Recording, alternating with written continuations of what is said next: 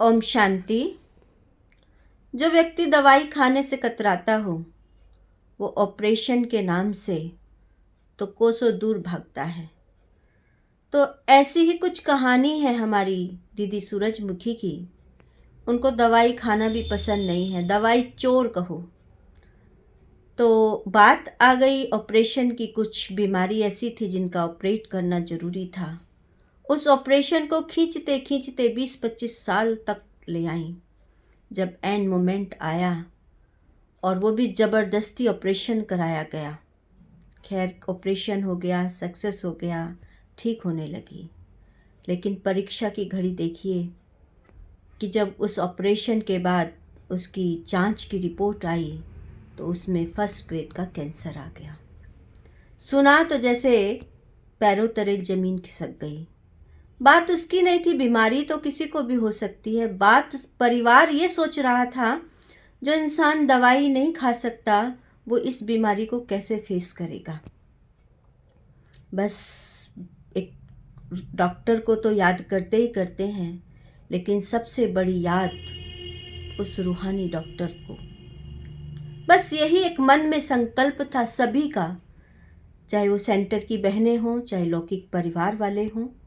सबका एक ही संकल्प था कि ये जो ऑपरेशन नहीं करा रही थी इस बीमारी को कैसे फेस करेंगी। और यही बात बाबा से बोलते रहे बोलते रहे बोलते रहे। बात आई पेट स्कैन की। अहमदाबाद पेट स्कैन के लिए गए और फिर लगन तो बाबा के साथ लगी थी और संकल्प एक ही था कि ये व्यक्ति इस बीमारी को नहीं फेस कर पाएंगे जो 2 गोली खाने में कतराते हैं। क्योंकि ऑपरेशन के समय में भी दवाइयों में बड़ी वो किया था, उन्होंने दवाई नहीं खाई थी, पूरी दवाई ऑपरेशन के समय भी नहीं खाई थी। तो बस आया वो समय, पेट स्कैन हुआ, सभी बाबा की याद में बैठे और रिपोर्ट एकदम क्लियर, कोई इश्यू नहीं। बस जैसे कि ऐसा लगा कि स्वयं बाबा उन बच्चे पर नज़र अपनी रखे हुए थे। और देखिए वहाँ पर भी वो दीदी सेवा कराई, पेशेंट होते हुए भी। तो एक ऐसी ही कहानी विस्तार से सुनते हैं दीदी सूरजमुखी की जुबानी। आइए सुनते हैं। शांति। सारा जीवन, हर पल, हर दिन, हर रात, हर समय, हर श्वास आपका सुखद हो, आप हेल्दी हो, हैप्पी हो और आप खुशी राजी हो। आपके सामने में एक ऐसी अनुभव कहे या जीवन की बहुत बड़ी घटना कहे पेश करने जा रही हूँ। क्योंकि परमात्मा तो आत्मा का पिता है। परमात्मा से हमारे सारे संबंध हैं, माता पिता बंधु सखा साजन हैं। जो भी आप संबंध उनसे जोड़ेंगे, आपका काम है संबंध जोड़ना, परमात्मा का काम है संबंध को निभाना। जब हम उनके बनते हैं तो वो हमें अपना बच्चा बनाकर हमारी परवरिश करते हैं। तो ऐसा ही एक संबंध मैं आपको बताऊंगी कि परमात्मा सुप्रीम सर्जन भी हैं। यदा कदा वो हमारी पूरी मदद करते हैं। मेरा स्वास्थ्य लगभग खराब तो रहता ही था, लेकिन मुझे जानकारी नहीं थी कि मेरा क्या स्वास्थ्य खराब है या मुझे क्या प्रॉब्लम है। और इस प्रॉब्लम को ऐसा नहीं है कि परिवार वालों ने भी मुझे बहुत दिखाया था। मुझे फीवर रहता था, वो कई बार टाइफाइड निकल आता था, तो टाइफाइड की इलाज चलता रहता था। और हाथ पैर बहुत गर्म रहते थे, बहुत जल्दी से थक जाती थी। और कुछ था जो मैं थोड़ा सा छिपाती भी थी। दादी को तो पता था, प्रकाशमणि दादी जी थी हमारी हेड, उनके पास हम मीटिंग में आते थे तो दादी सब बहनों का चेकअप कराती थी। वर्ष में सभी बहनों का चेकअप होता था, तो उसमें होमोग्लोबिन कम आ जाता था, कभी कुछ कम आ जाता था, तो दादी दवाइयां कराती थी। ये बात सबको पता है। तो मुझे क्या होता था, तो मुझे कभी नाक से ब्लीडिंग होती थी, कभी बीच बीच में ब्लीडिंग हो जाती थी, ऐसे बहुत ब्लीडिंग होती रहती थी। तो इसका इलाज दादी ने बहुत कराया। एक बार दादी ने मीटिंग भी रखी थी। उस समय चूंकि मेरी 35 साल भी उम्र थी नहीं, कम थी, तो उन्हें लगा कि ऑपरेशन करा देना चाहिए, यूटेरस निकाल देना चाहिए। तो सभी दादियों ने कहा नहीं, अभी नहीं, कम से कम 45 साल हो जाए तब तक इसे दवाइयों से ठीक करेंगे।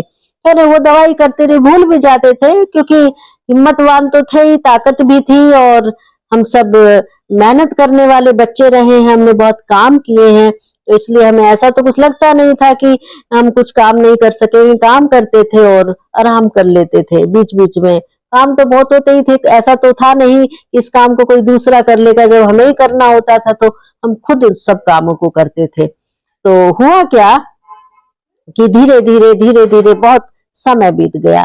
तो अब ऐसा होने लगा था कि जैसे मैंने क्लास कराई तो अचानक से ब्लड आ जाता था, कभी मुंह से आ जाता था, कभी नाक से आ जाता था, कभी यूरिन के रास्ते आ जाता था, कभी कैसे आ जाता था। तो ऐसे आने लगा। तो अल्ट्रासाउंड बहुत बार हुए थे, अल्ट्रासाउंड में फॉल्ट आता था। तो जब फॉल्ट आता था तो मुझे लगता था ठीक हो जाती थी बीच में मैं थोड़ी सी, तो फीवर लगभग रहता था। कभी अचानक से खड़े खड़े कहीं भी फीवर आ जाता था। इसलिए मैं जब भी आती थी मधुबन में एडमिट ही होती थी। मैं उस लंबे समय से जैसे ही मुझे आबू आना और सीधे मुझे एडमिट हो जाना, और अकाउंट के समय पर होती थी तो मुझे ये भी लगता था कि अच्छा हुआ मैं एडमिट हो गई, तो अब अकाउंट का बोझ ना मुझ पर नहीं रहेगा, और दूसरे संभालते थे। इसे भी शायद मैं सोचती थी बाबा ही कुछ करते होंगे कि मुझे वहां खड़े होने में बड़ा अजीब सा लगता था। तो पास हो जाता था वो। तो ऐसे होते होते लंबा समय हो गया। तो फिर जब सब डॉक्टर ये कहने लगे, क्योंकि रुद्रपुर में भी रुद्रपुर सेवा केंद्र पर मैं इस समय सेवा पर हूँ, तो वहां के सभी डॉक्टर मुझे जानते हैं। डॉक्टर, लेडीज डॉक्टर सब लगभग काफी क्लोज हैं, जो परिचित हैं। तो वो सब मुझे कहते थे तुम्हारा कोई पैसा नहीं लगेगा, तुम चिंता नहीं करो, तुम अल्ट्रासाउंड में ये फॉल्ट आया है और ये डेंजरस है, ये होना नहीं चाहिए कि 45-50 के आसपास अगर ऐसा आता है रिपोर्ट तो मे बी ये कैंसर भी हो सकता है, ऐसा उन्होंने कहा। क्योंकि ये सिस्ट तो है नहीं। तो हर एक ऐसे कहने लगा, सीनियर बड़े बड़े डॉक्टर, वो सब एमडी होते थे। तो अब मुझे थोड़ा थोड़ा लगने लगा था। मैंने कहा चलो कोई बात नहीं है। एक बार हम अपनी फैमिली के साथ, जिसमें पापा भी थे, तो मैं आ रही थी, तो मेरे तो कपड़े सारे खराब थे। मैं जैसे ही आश्रम में उतरी वो भी उतरे, चूंकि उन्हें नेक्स्ट डे वापस जाना था। तो हम ऐसे ही एकदम इमीडिएट ये लोग मुझे डॉक्टर के यहाँ ले गए। डॉक्टर ने दवा दे दी। फिर इन्होंने सोचा कि अब इलाज पूरा होना चाहिए। थोड़ा थोड़ा करके तो हमेशा होता रहता था, ऐसा तो कभी भी नहीं है कि कोई इलाज ना कराए, हमेशा दवाई चलती रहती थी। पर इसमें सच्चाई ये है कि मैं दवाई भी खाती नहीं थी। मुझे पता था बीमारी ये नहीं है, बीमारी निश्चित रूप से कोई और है। तो अब कोई बुखार की दवा देता है, कोई किस की दवा देता है, तो मैं क्यों खाती उस दवा को। मुझे लगता था ये बीमारी, मुझे अंदर अंदर पता था ये कुछ ना कुछ ऐसी बीमारी है। तो फिर फाइनल क्या हुआ कि अचानक में आगरा में एक मीटिंग रखी गई। आगरा में एक मीटिंग रखी गई तो इन्होंने कहा कि तुम 2 दिन के लिए आ जाओ। और मैं चल दी, चूंकि मीटिंग में मैं मिस भी हो जाती थी, दूर पड़ता है आगरा, एकदम से कहने से तो जाया नहीं जाता। वहां का कोई ट्रेन का रास्ता भी नहीं, बाई रोड ही जाना होता है। बाई रोड जाने के लिए समय चाहिए, थोड़ी सी तैयारी चाहिए।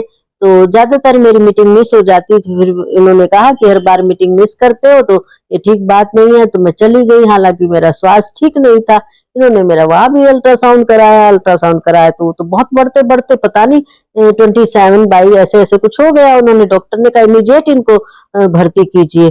और कई बार तो ऐसा भी हुआ कि मेरी मतलब चेकअप होता था, इंजेक्शन लगता था कि इतना रेड हो जाएगा ये, तो फिर वो तो उससे भी बाहर हो जाता था। तो उसमें रिपोर्ट में वो लिख देते थे इमीडिएट इनको एडमिट किया जाए। तो ये मैं पढ़ लेती थी, फिर मैं कभी शेयर कर देती थी, तो कहते थे इमीडिएट एडमिट किया जाए, मतलब घर में कर देती थी। सब टेंशन में आते थे। फिर पापा ने कहा, मम्मी को कहा कि नहीं, हम मुन्नी का ऑपरेशन कराएंगे, जैसा भी होगा तुम चिंता नहीं करो, क्योंकि नेचुरल है, घर में तो चिंता करते ही हैं। अब चिंता करने का विषय भी था। तो इन्होंने आगरा मुझे बुलाया और एकदम फिर मैं एडमिट हुई, चेकअप हुआ। अब चेकअप होने के बाद खैर ऑपरेशन हो गया। ऑपरेशन जैसे ही हुआ और फिर वो जो ऑपरेट किया गया था उसको उसके लिए भेजा गया, जांच के लिए भेजा गया। तो जांच में वो कैंसर निकला। जैसे ही कैंसर निकला और उन्हें पता चला, तो आप समझ सकते हैं कि आंखों के सामने एकदम से तो अंधेरा छा जाता है कि मैं फैमिली में बड़ी थी और बड़े संघर्ष से ज्ञान में निकली थी और मेरे बाद सारा परिवार ज्ञान में निकला था और इतने संघर्ष से ज्ञान में निकली थी कि मधुबन का काफी महारथी हमारे घर आए थे। अब सूरज भाई तो आते ही थे, उनका तो आना कोई मेहमान नवाजी में नहीं माना जाएगा, वो तो फैमिली के हैं, वो तो आते ही थे और हमेशा उनका मुझे कोऑपरेट रहता था, उनकी शुभ भावना रहती थी, उनकी परवरिश है हम सब की प्रति, उनका बहुत हमें पालना मिली है। अगर उन्होंने इतना परिपक्व हमें बनाया ना होता तो शायद हम ऐसे बनते भी नहीं। हम सारी चारों बहनें ही समर्पित हैं और सेंटर में सेवाएं अपनी दे रहे हैं। तो खैर उन्होंने जब ये कैंसर निकल आया, आबू बताया गया, भाई साहब को पता चला, चूंकि बचपन से चूंकि ज्ञान में है तो भैया जी अब हमारे हैं तो हमें सारे भाई तो अपने लगते थे। भाई साहब हमें बहुत प्यार करते थे, निर्भय भाई, वो तो आप जानते हैं सभी बहनों के लिए उनको कितना अंदर में रहता है, कोई बीमार ना हो। ग्लोबल हॉस्पिटल बना इसलिए था कि बहनें इधर उधर जाती हैं तो कम से कम अपनी बहनों का इलाज तो हुआ करेगा। तो भाई साहब भी कहने लगे, भाई साहब ने एकदम से, फिर हम आबू आए। आबू हम इसलिए आए थे क्योंकि वो जो निकल आया था उसमें रिपोर्ट में तो उसका पैट स्कैन होना था, वो अहमदाबाद में था। तो चूंकि हमें अहमदाबाद जाना था तो एक रात हम आबू रुके, बाई कार आ रहे थे इमीडिएट। तो आबू रुकने से भाई साहब से मिले, भाई साहब ने बनारसी भाई को बुलाया।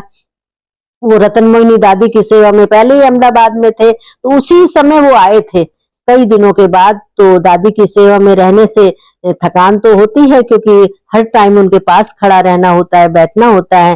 दादी जी का स्वास्थ्य ठीक नहीं था। वो इमीडिएट आए तो उनको तुरंत बुला लिया गया कि बनारसी यहाँ आओ। तो बनारसी भाई ने कहा, मैं फोन पे चूंकि सुन रही थी, तो बनारसी भाई ने कहा, भाई साहब अगर बहुत अर्जेंट हो तो आता हूँ, नहीं तो आराम करके आऊं। तो भाई साहब ने कहा ठीक है, नहा धो के आप आइए पर आराम नहीं कीजिए, इमीडिएट ही आना है। तो वो आए तो भाई साहब ने उन्हें कहा कि डॉक्टर से टाइम लो। तो उन्होंने कहा भाई साहब आज तो सैटरडे है, कल संडे है। तो भाई साहब ने फिर भी कहा कोई बात नहीं, कल संडे है तो कल तो अभी आया नहीं है ना, तो अभी आप फोन कीजिए, तो नंबर लिखिए। तो वो कहने लगे बनारसी भाई कि भाई साहब मैं एकदम से आया हूँ, पेन नहीं है। कह रहे पेन मैं देता हूँ।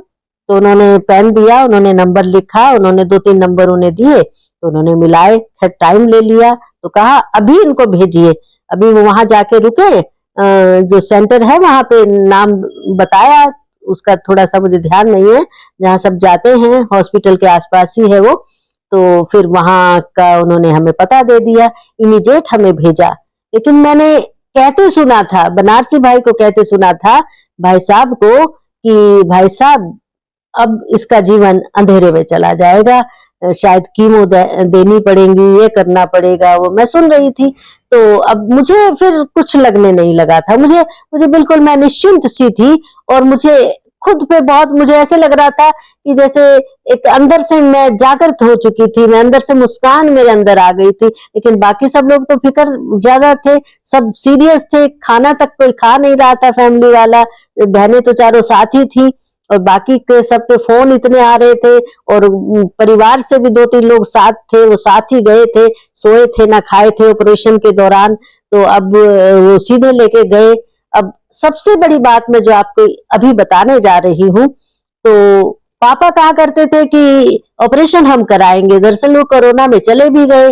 और लड़कियों का तो, बेटियों का तो पिता से बहुत प्यार होता है और वैसे भी हम तो बहुत लंबे समय के बाद अपने घर में हमारा जन्म हुआ था। और उस समय ब्रह्मा कुमारी तो उधर चर्चा भी नहीं होती थी, बिना अनमैरिड, कोई कहते हैं कि कोई कन्या रहती ही नहीं है, गरीब की भी कन्या नहीं रहती है। तो हम तो पढ़े लिखे परिवार के बच्चे थे। तो अब ऐसा पापा भी चले गए। तो खैर मेरा वहां जब जैसे ही मुझे पता चला ये प्रॉब्लम है, तो वहां जब पैट स्कैन होने लगा, वहां रेडिएशन पिलाया गया। तो वहां बहुत अच्छा हॉस्पिटल था जहां भाई साहब ने भेजा था, पिन ड्रॉप साइलेंस थी। तो वहां 8 मरीज जो ऊपर बैठे थे, जिन्हें वो मतलब रेडिएशन पिला के इंजेक्शन लगाए जा रहे थे, तो मैं धीरे धीरे से उनकी सेवा कर रही थी।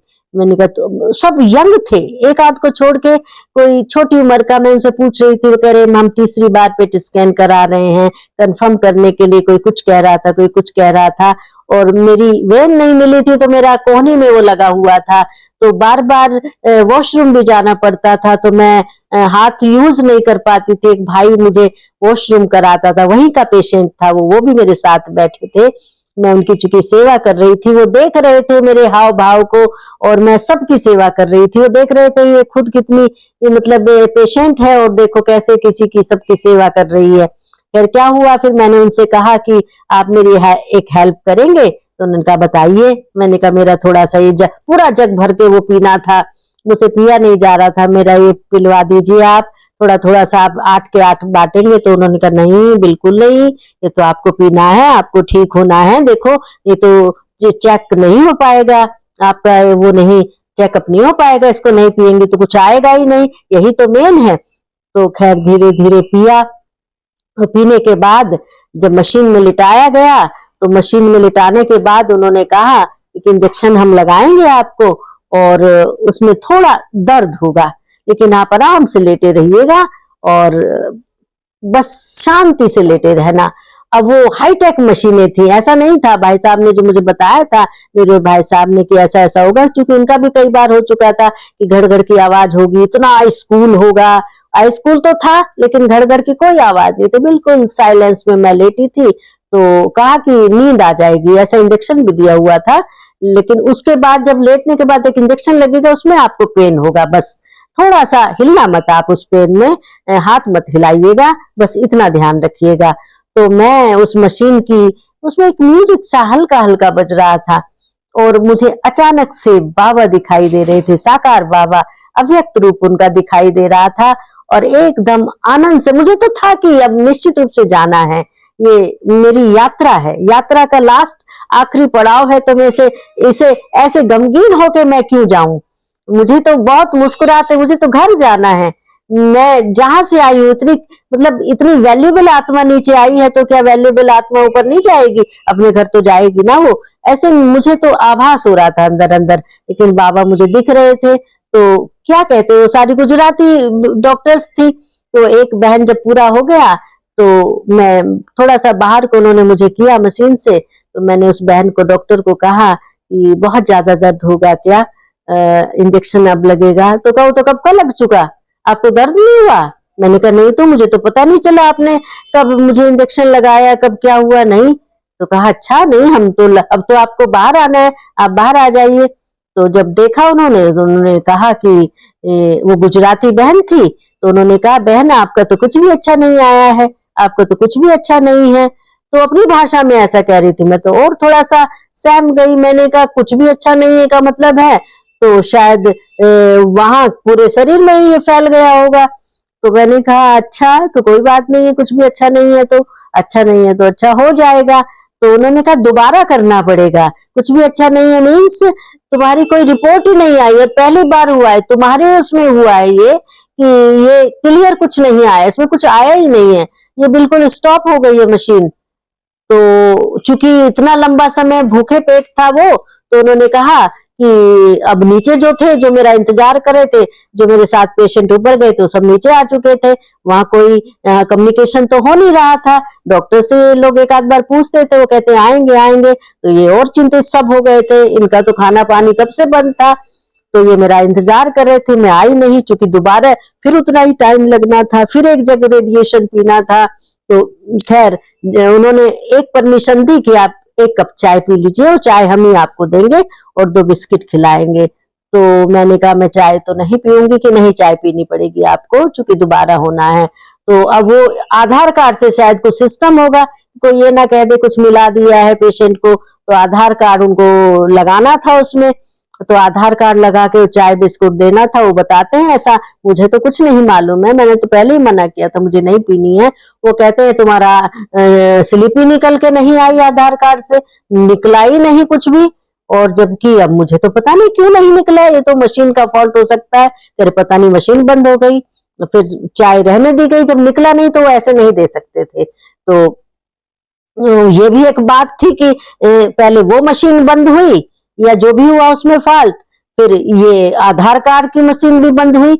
अब मुझे तो समझ में नहीं आ रहा था ये क्यों हो रहा है। खैर दोबारा रेडिएशन किया, फिर दोबारा से वो चेकअप हुआ तो बताने वाले डॉक्टर्स बताते हैं, चूंकि डॉक्टर्स से फिर मिलना हुआ, वो कुछ तो बाबा के ज्ञान से परिचित थे, चूंकि डॉक्टर्स की तो सभी की सेवा हुई है, बनारसी भाई ने तभी कॉल की थी, लेकिन कुछ थोड़े से परिचित होने के बाद भी अनजान तो होते ही हैं।